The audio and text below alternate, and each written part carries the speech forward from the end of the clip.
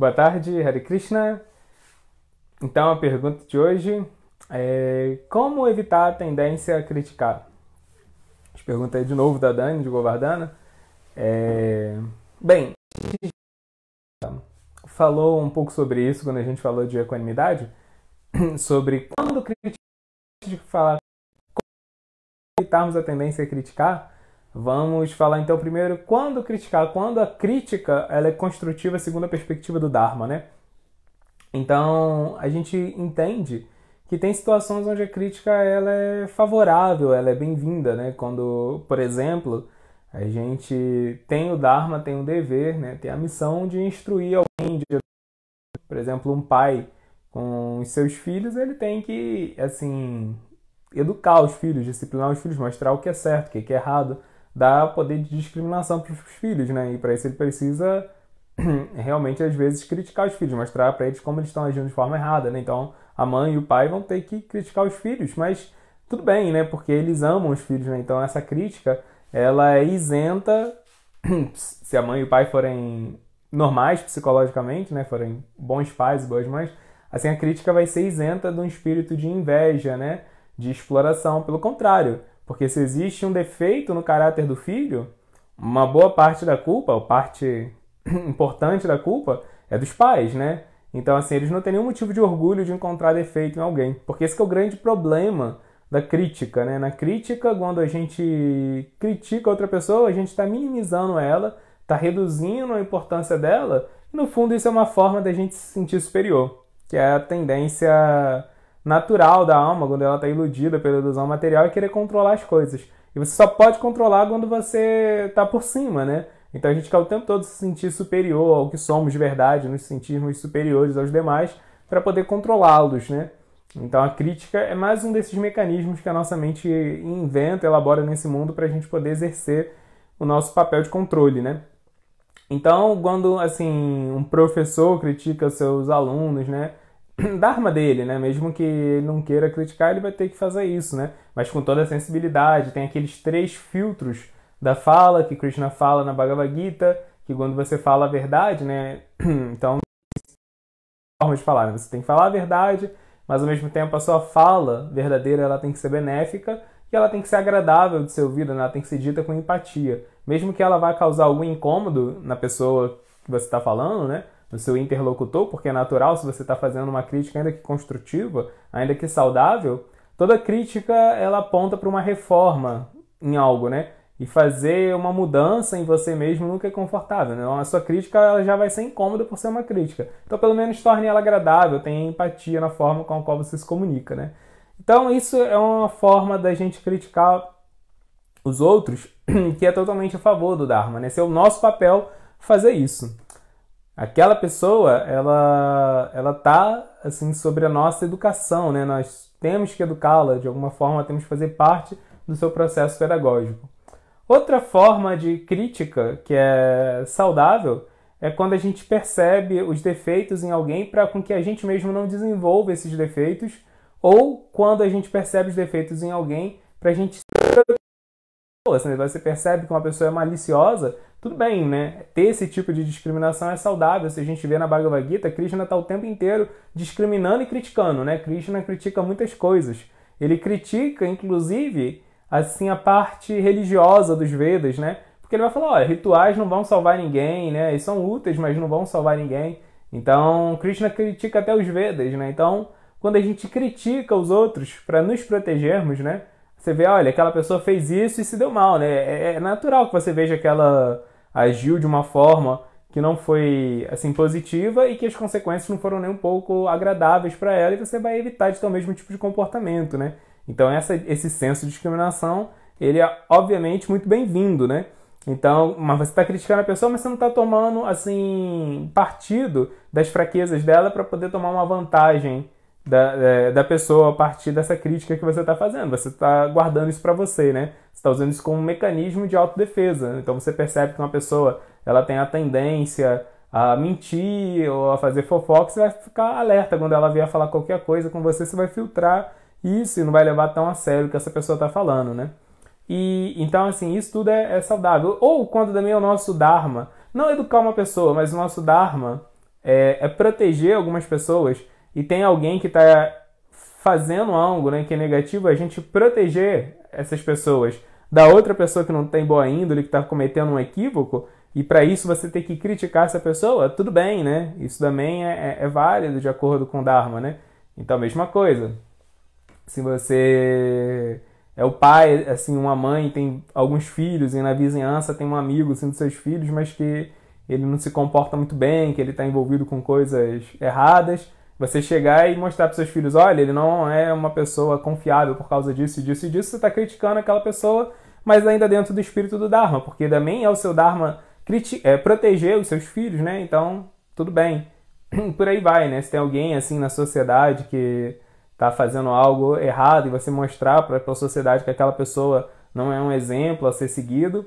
Então, por exemplo, mesmo Prabhupada, né? Que Prabhupada ele sempre criticava pessoas que faziam uso deturpado da Bhagavad Gita. Tinham muitos yogis e gurus famosos na época de Prabhupada que deturpavam totalmente o significado original da Bhagavad Gita, usavam isso até para explorar seus discípulos, e Prabhupada criticava eles até publicamente, às vezes, né? Porque era um serviço que ele estava fazendo, de proteger a real mensagem da Gita, né? Então, nessas circunstâncias, temos que criticar. Agora, a tendência a criticar é algo perigoso, realmente, na nossa psicologia. A alma, quando está em contato com a matéria, é muito fácil ela se enredar, né, nesse sentimento de posse, nesse sentimento de egoísmo.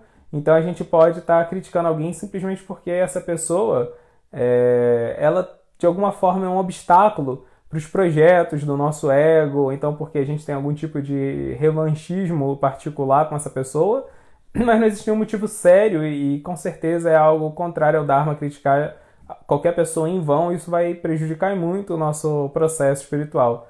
Então, Prabhupada, ele era muito crítico à tendência de criticar, né? Prabhupada costumava dar o exemplo de que se você tem, por exemplo, uma abelha, né? E essa abelha, ela sobrevoa um terreno baldio, cheio de lixo, cheio de sujeiras, todas assim coisas abomináveis, sujas nesse terreno baldio. Ela vai sobrevoando tudo, mas ela não vai se atrair por nada disso. E se ela encontrar uma única flor, né, no meio desse terreno baldio, que tem vários odores que não são agradáveis e tudo mais, ela vai pousar nessa flor e ali ela vai realmente colher o néctar feliz da vida, né? Então ele fala que essa é a visão da abelha. A abelha ela consegue encontrar uma flor no meio de um terreno baldio. E a mosca é o contrário. A mosca tem a visão assim diametralmente oposta. Ela está sobrevoando um jardim florido. Nesse jardim tem vários tipos de plantas e flores extremamente aromáticas, agradáveis. Um rio muito belo, local assim lindo. Ela vai passar voando por cima de tudo isso. E se ela encontrar um pedacinho assim de sujeira, de dejetos, é lá que ela vai pousar. A mosca se atrai por sujeira e um pouquinho de sujeira que ela encontrar num jardim para ela é o suficiente para ir lá e fazer a festa. Então, o Prabhupada fala que uma pessoa que está tentando avançar no caminho do yoga, ela tem que ter a visão da abelha. Quando ela lida com alguém que tem muitos defeitos e ela encontra uma qualidade nessa pessoa, é nessa qualidade que ela vai focar, não nos defeitos, né? Porque ela entende que se essa pessoa só tem uma qualidade, mas tem muitos defeitos, se ela ajuda aquela pessoa a fortalecer sua própria qualidade, aquela própria pessoa vai se tornar melhor, aquela própria pessoa vai se tornar mais pura e a partir daí ela vai conseguir minimizar os outros defeitos. Então ele foca nas qualidades das pessoas. Já a pessoa materialista, ela vai ter outro tipo de visão, ela vai ter a visão da mosca, né? Então quando ela vê tudo assim ela pode lidar com uma pessoa que tem muitas qualidades, muitas virtudes, né? Pessoa muito nobre, mas se a pessoa tiver uma pequena mácula, assim, um pequeno defeito, é ali que ela vai focar, é aquilo que ela vai criticar, né? Então, essa é a visão da mosca. Prabhupada uma vez uma vez na Índia, em Mayapur, com os discípulos, ele deu uma visão diferente dessa ideia da crítica, né? Ele falou assim que você encontra uma pessoa de quinta categoria. O que é uma pessoa de quinta categoria?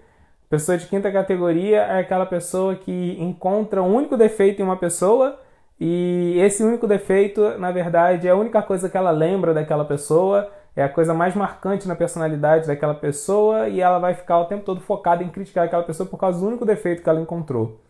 Aí ele só é capaz de ver os defeitos de alguém e ele ignora completamente as qualidades que a pessoa tem. Né? Aí a pessoa de quarta categoria, Prabhupada falou, é aquela pessoa que sabe olhar tanto os defeitos quanto as qualidades de alguém. Né? E aí a diferença é que ele dá muita ênfase nos defeitos. Ele até sabe apreciar as qualidades, mas sabe apreciar muito mais os defeitos. Né? Então Prabhupada falou que também a pessoa de terceira qualidade é aquela que vê os defeitos e as qualidades do outro na mesma proporção. Assim, ela não dá ênfase a nada, né? Ela olha, vê, essa pessoa tem esses defeitos, essas qualidades e ok. A pessoa de segunda categoria, Prabhupada falou que é aquela que olha para alguém, vê tanto os defeitos quanto as qualidades, mas dá muito mais ênfase nas qualidades, né? E a pessoa de primeira qualidade, primeira categoria, é aquela que olha para alguém e só é capaz de encontrar as qualidades dela, assim, ele não dá muita bola para os defeitos, né? Então é dito que um devoto muito avançado, um devoto assim de primeira classe, ele é dessa forma, é um Uttamadhikari, um devoto que já tem sua consciência totalmente focada em Krishna, ele é dessa primeira categoria, ele só olha as qualidades de alguém, né? E é dito que quando ele vem para esse mundo material para poder exercer a tarefa de ajudar as almas que estão presas aqui, aí, apesar da consciência dele internamente ser assim, ele externamente volta a encontrar defeitos, porque nesse mundo a gente tem que discriminar, nesse mundo a gente também tem que ver os defeitos, porque senão a gente fica muito vulnerável, né? Mas internamente ele continua vendo que todo mundo é alma e que todos aqueles defeitos são temporários, né? E as qualidades são eternas. Porque é isso, né? As qualidades todas que nós temos vêm da alma, e a alma é eterna, né? Essas qualidades sempre existiram com a gente. As qualidades que nós exibimos agora são as qualidades que nós temos mesmo, só que estão abafadas pela cobertura material, né? E os defeitos que nós temos não são nossos, não são da alma, eles são do ego. E o ego é algo temporário. Uma hora o ego vai embora. E aí esses defeitos vão todos embora juntos, né? Então o que nós possuímos de verdade são qualidades, não temos defeitos, né? Então devotos de primeira classe vê assim, mas nesse mundo não dá pra gente agir assim. Temos que ver os defeitos com parcimônia, de forma equilibrada, né? Até para não sermos sentimentalistas, não sermos explorados, enganados, né? Agora, o ponto central. Por que alguém critica? Para a gente entender como temos que diminuir e como podemos fazer para reduzir essa tendência que nós temos de criticar os outros nesse mundo, a gente tem que entender primeiro por que a gente critica, né? Então, tem uma história que ilustra bem esse ponto, que é uma história centrada em dois personagens, Ambarisha e Durvasa, né? Ambarisha, ele era um grande rei. Ele era um rei assim que tinha um reino muito opulento, ele era extremamente querido pelo seu povo, ele era riquíssimo, né? Ele era super heróico, né? Ele tinha feito feitos assim muito grandiosos e as pessoas amavam ele, idolatravam ele nas ruas. E ele era realmente um pai para o seu povo. É dito que todos os dias ele ia para o seu castelo e aí ele recebia todas as pessoas que queriam fazer uma crítica ao governo dele. Qualquer pessoa que quisesse reclamar de qualquer coisa da administração dele, ele estava lá pronto para ouvir com toda humildade, toda empatia, né? Então ele só tomava o desjejum dele quando todas as pessoas que queriam reclamar dele já tinham reclamado, né? Então era um cara realmente muito especial, porque estava, apesar de toda a riqueza, apesar de ter exércitos assim à disposição dele, ele tinha essa humildade que qualquer pessoa, qualquer cidadão do reino dele podia ir lá e francamente, claramente, assim, revelar o seu coração e falar tudo que pensava de errado dele, e ele ouvia e tentava atender assim aos pedidos do público. Né? Então, apesar de estar lidando com todo esse reino, apesar de estar lidando com toda essa riqueza, essa fama, né, com todo o poder que o trono concedia a ele, ainda assim é dito que ele era um grande yogi, um grande devoto, que ele estava o tempo todo meditando em Deus e estava fazendo de tudo, ele usava tudo que estava à disposição dele para tentar promover a causa do Dharma, era um grande espiritualista. E aí ele foi fazer um jejum, porque certos jejuns são benéficos assim, para a nossa consciência, ajudam a gente a ganharmos força, adquirirmos força para combater as nossas imperfeições, né? Então ele foi fazer um jejum, e esse jejum era um jejum especial, que ele era calculado astrologicamente. Tinha o segundo assim exato para você começar a fazer ele, e tinha a hora exata para você acabar de fazer esse jejum. Quando você fazia esse jejum, se você quebrasse o jejum na hora, você ganhava um mérito assim kármico, né? Você ganhava uma espécie de de poder iógico mesmo, né? Para poder se tornar mais autocontrolado, mais tolerante. E se você quebrasse o jejum antes da hora, ele não funcionava. E se você quebrasse o jejum depois da hora, ele também não funcionava, né? Era tipo assim, não é que, vou fazer 10 minutos a mais para ver se eu fico mais forte ainda. Não funcionava assim, você tinha que quebrar na hora exata, né? Então era o tudo ou nada. Você quebrava na hora, ou então era melhor nem fazer o jejum porque ele não ia funcionar, né? Então ele mandou os astrólogos dele lá do reino calcularem, viu qual era o período para fazer o jejum e se determinou a fazer esse jejum.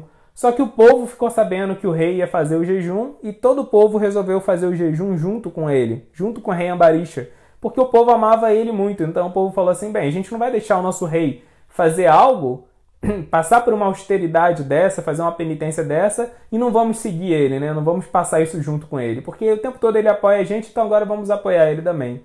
Então eram dias e dias assim de jejum e o rei começou a fazer e o povo começou a fazer junto, o jejum com ele, o reino inteiro fazendo jejum.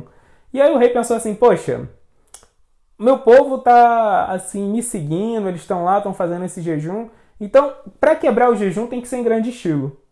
Aí ele mandou reunir assim, os melhores cozinheiros do reino e mandou fazer um banquete para quando fosse a hora de quebrar o jejum, o povo todo, o reino inteiro, pudesse quebrar o jejum com aquele grande banquete assim inesquecível, um prêmio por eles, uma recompensa para eles por terem se submetido àquela austeridade iógica, né?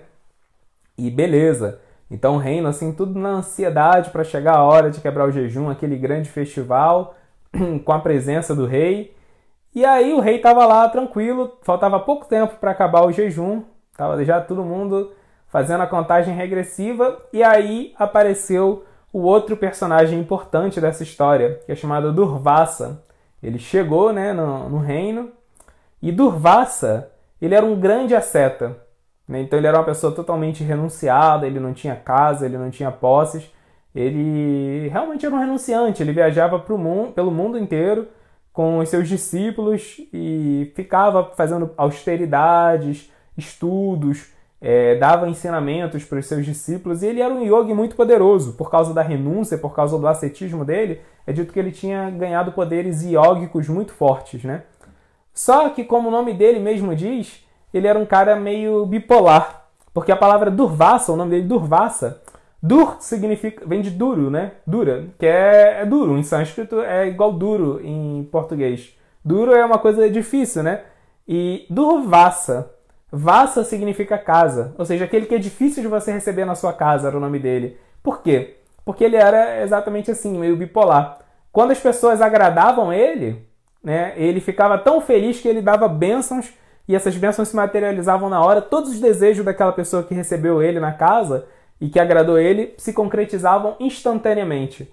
Por outro lado, se você recebesse ele na sua casa e você fizesse uma mínima coisa que desagradasse ele, ele ficava tão irado, tão revoltado que ele jogava uma maldição em você e em sua família e tudo de mal acontecia instantaneamente também, né?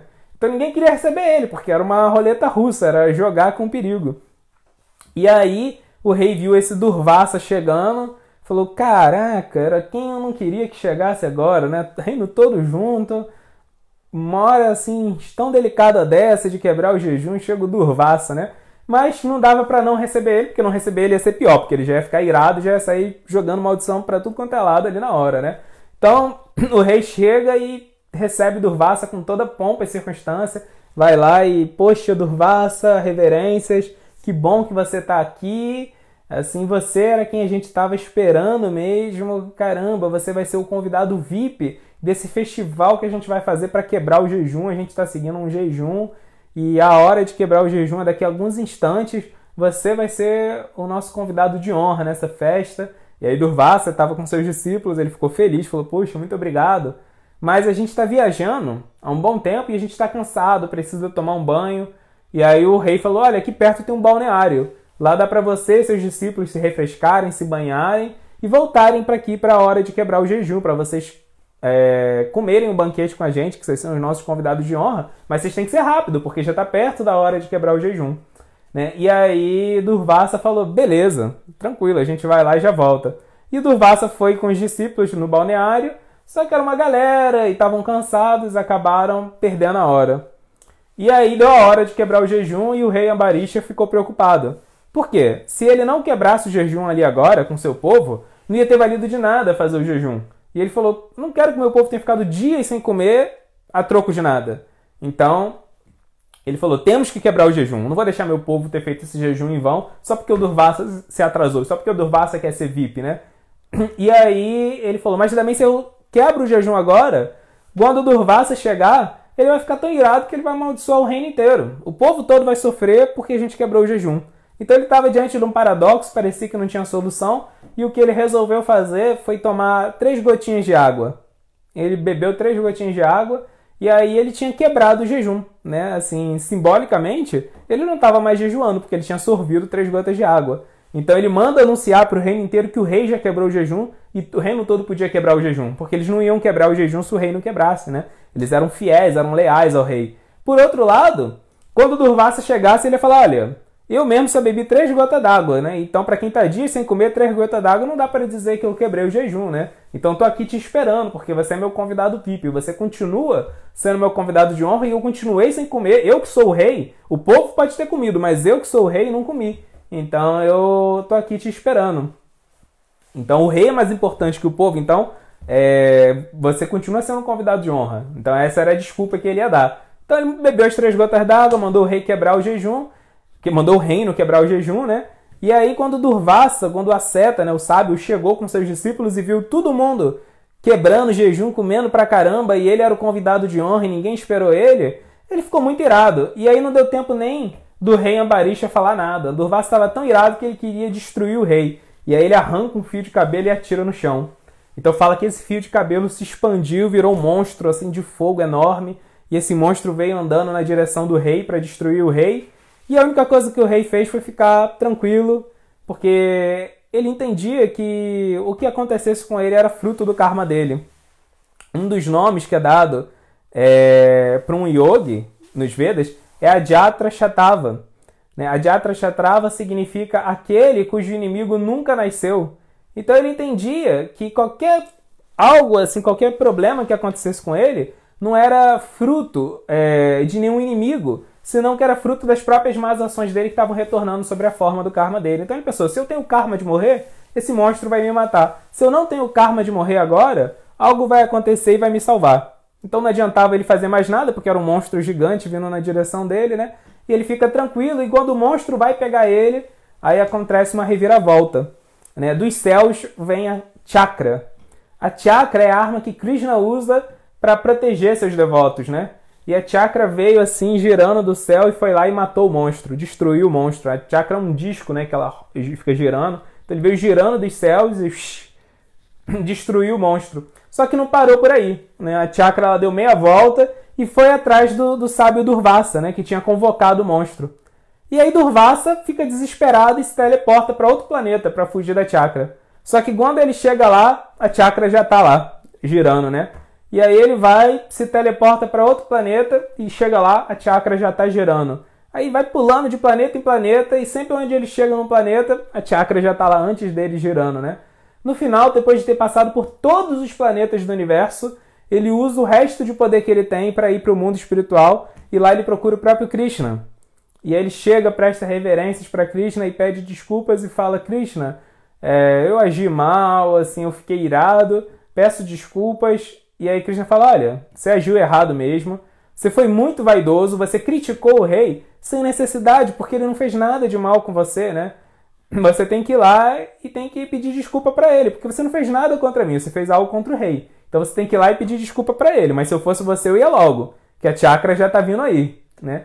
E aí a chakra tava vindo mesmo, né? Então ele volta para a Terra e quando ele chega na Terra, ele pede desculpas pro rei. E o rei fala, não, fica tranquilo, não foi nada, você está pedindo desculpa, mas eu nem me senti ofendido, né? Então nessa hora que o rei fala que ele não se sentiu ofendido, a chakra vai embora, porque a chakra já não tinha mais propósito ali, o rei já tinha perdoado ele, né?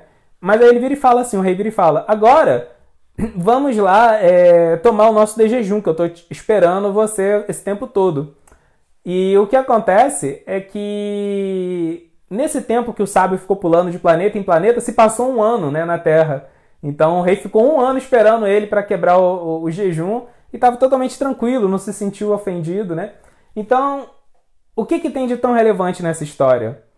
O rei, ele não sentiu a necessidade de criticar Durvassa, apesar de Durvassa ter se comportado muito mal. E Durvassa, por algo assim que o rei nem teve culpa, algo, né? O rei só fez o povo comer antes dele, que era o convidado de honra. E esse foi o único erro do rei, assim, entre aspas, erro, né? Porque, assim, o que ele ia fazer, né? Ele tinha que pensar no bem-estar do povo. E Durvassa, por causa desse mínimo detalhe, se sentiu irado e começou a criticar o rei, viu o rei como um ofensor, né? Fala que na hora que ele convoca o monstro, ele começa a falar assim pro rei: ah, você acha que só porque você tem opulências, você tem riqueza, terrenos, exércitos, você é melhor do que eu, mas você é um tolo, né? E começa a criticar o rei. E na verdade, o rei não tinha culpa nenhuma, né? O rei tinha sido muito bem... tinha sido muito adequado no seu comportamento, né? Então por que um tinha muita tendência a criticar e o outro não tinha? O rei, na verdade, ele é o estereótipo de alguém que a gente espera que seja materialista, né? Que tem terras e tem riquezas e tem seguidores, mas ele era tão satisfeito com ele mesmo porque ele estava seguindo o Dharma, porque ele estava servindo a Deus, porque ele estava, assim, cultivando realmente amor por todas as entidades vivas, porque ele era alguém realmente muito introspectivo, que ele não tinha necessidade de criticar os outros porque ele estava totalmente preenchido por dentro, né? Ele estava vendo uma vida plena. Já Durvassa, apesar de ser um grande asceta, um grande renunciado, ele não era totalmente feliz, né? Então ele tinha carências. E quando você tem carências, aí você se abre para crítica, né? Porque quando a gente não tem carência, quando a gente é carente, né? Quando a gente não está vivendo uma vida completa, aí a gente quer se sentir maior do que a gente quer se sentir melhor do que a gente é, porque isso é uma forma da gente tentar suprir nossa carência, né? Da gente preencher essa lacuna que existe dentro da gente, tentando se sentir melhor. E como a gente faz para poder se sentir melhor muito rápido, né? É muito mais fácil você diminuir os outros, criticar, minimizar os outros, para você se sentir maior do que os outros, do que realmente você ir lá e crescer, desenvolver valores, desenvolver virtudes, né? Se tornar mais forte. Então, esse é o caminho, é o atalho para a gente se sentir melhor, fazer os outros se sentirem piores, né? Então, a crítica, ela existe como uma consequência direta das nossas carências, né? Então, temos muitos motivos pelos quais nós criticamos, mas a raiz de todas as críticas é a carência. E o Durvassa, apesar de ser esse grande asceta, ele não era totalmente autocontrolado, e por causa disso era invejoso, e por causa disso era crítico, justamente porque ele era carente, e o rei não era. E como nós minimizamos, na verdade, como nós reduzimos, anulamos a nossa carência? Só existe uma forma de anular a nossa carência, que é nos conectarmos com Deus. Deus é a fonte de tudo aquilo que nos falta. Então, quando a gente cria uma relação com Ele, na medida que a gente se relaciona com Deus, as nossas carências automaticamente têm que ser todas reduzidas. Esse é até um termômetro muito valioso que a gente tem para medir o nosso progresso no caminho espiritual. O quão mais pleno eu estou me tornando, o quão menos carente eu estou ficando, né? Então, é a única forma, na verdade, que a gente tem para acabar com esse mal pela raiz, que é essa tendência a criticar, essa tendência a achar defeito nos outros.